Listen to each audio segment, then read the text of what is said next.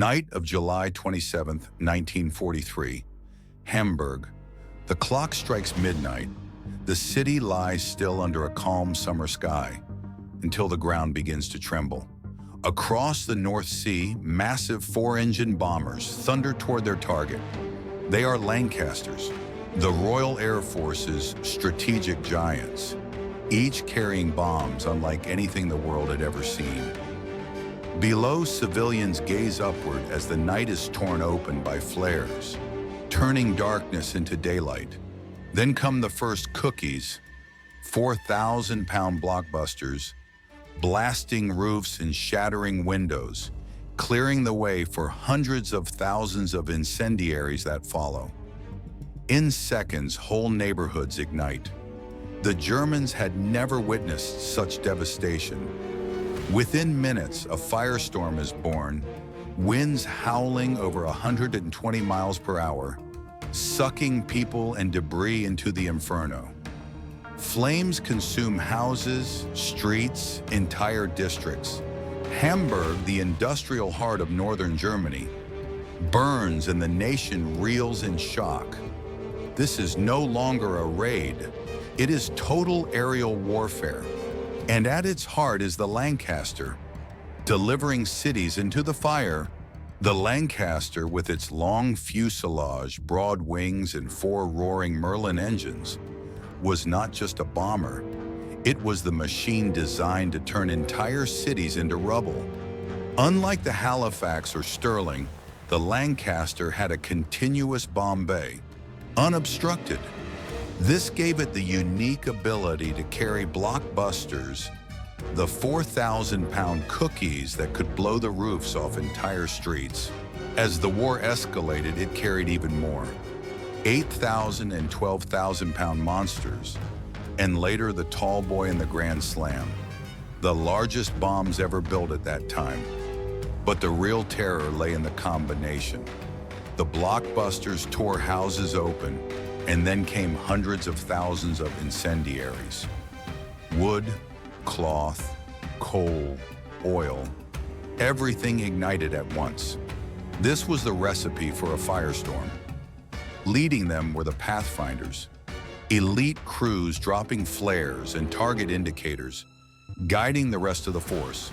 With radio aids like G and Oboe, Bomber Command transformed the night sky into a laboratory of destruction, where technology and industry fused into one purpose. To the Germans, the Lancaster earned a fearful title, Terror Bomber. For they knew that when its engines hummed over the dark horizon, another city was about to burn. In the early war years, Bomber Command tried daylight raids. The results were disastrous. Wellingtons and Whitleys, underpowered and underarmed, were slaughtered by Messerschmitts and flak. Within months, the RAF was forced into another path, bombing by night. Darkness cut losses, but raised a cruel dilemma. How to find targets in clouds, smoke, and blackout. Before 1942, accuracy was abysmal. Only a small fraction of bombs hit true industrial sites, while many fell miles away. Meanwhile, Germany erected the Kammhuber line, a belt of radar, searchlights, and night fighters, dividing the sky into Himmelbett cells, each a deadly trap. RAF crews entering were caught by radar and lit up for fighters and flak. Losses remained heavy. In February 1942 came the Area Bombing Directive. The RAF's mission was no longer pinpoint factories, but entire cities, workers' homes, infrastructure, industry alike. Total war had been put into writing. To make it possible, Britain turned to technology. Radio navigation systems like G and Oboe, later the H-2S radar. Most crucial of all, the Pathfinders were born, elite crews flying ahead, dropping flares and target indicators to guide the waves of Lancasters behind. From that moment, German cities were no longer hidden in the dark. They became vast, illuminated targets, waiting for the storm of bombs to fall. The Lancaster was not the fastest or the highest flying bomber of the war, but it was built for a singular purpose: to carry more bombs, bigger bombs, and drop them on Germany's cities.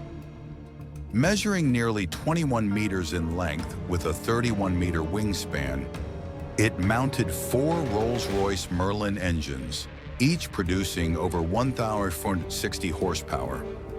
In standard missions, it could haul 14,000 pounds, 6.3 tons of bombs.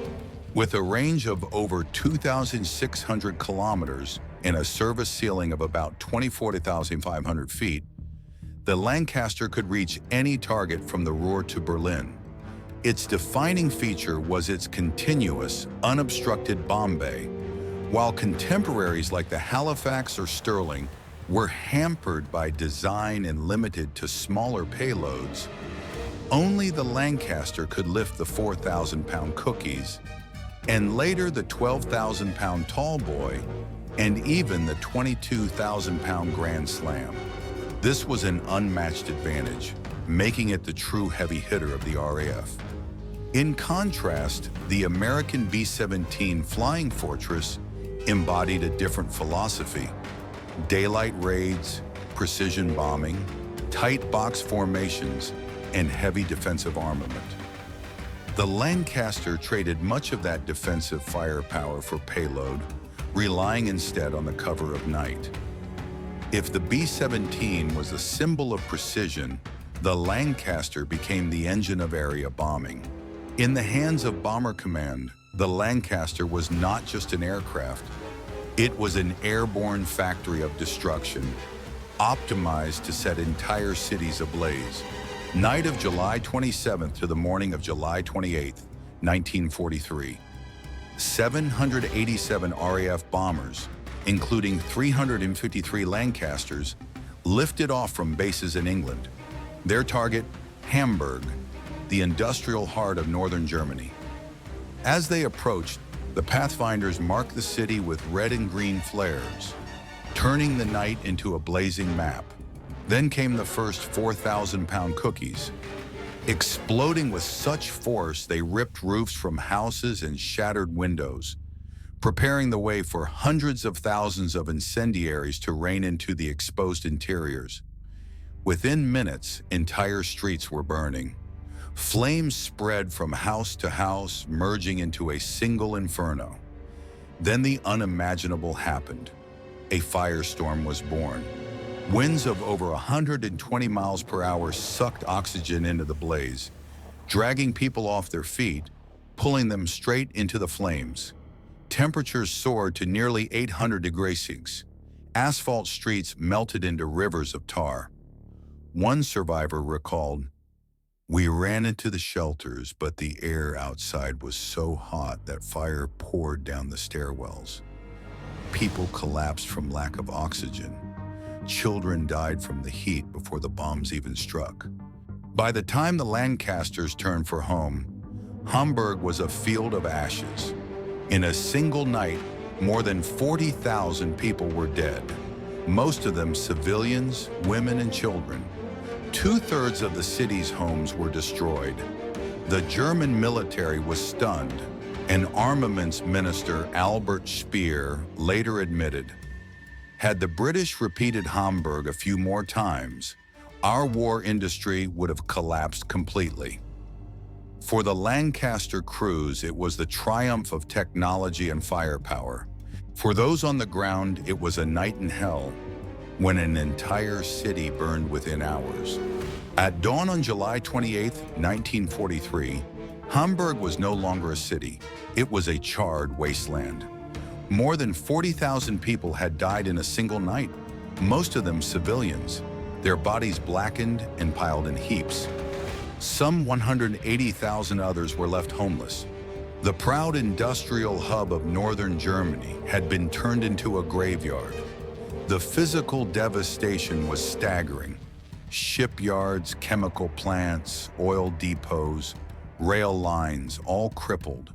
War production plummeted, forcing Germany to disperse its industry into the countryside.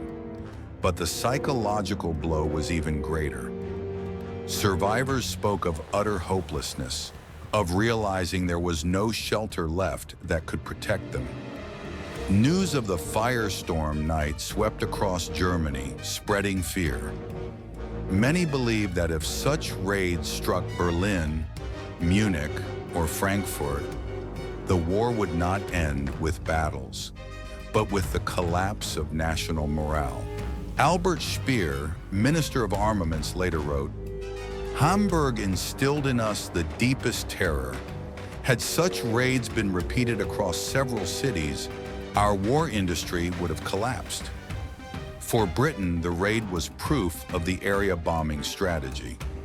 Bomber Command saw in Hamburg the power of combining the Lancaster, Pathfinders, incendiaries, and window that blinded German radar.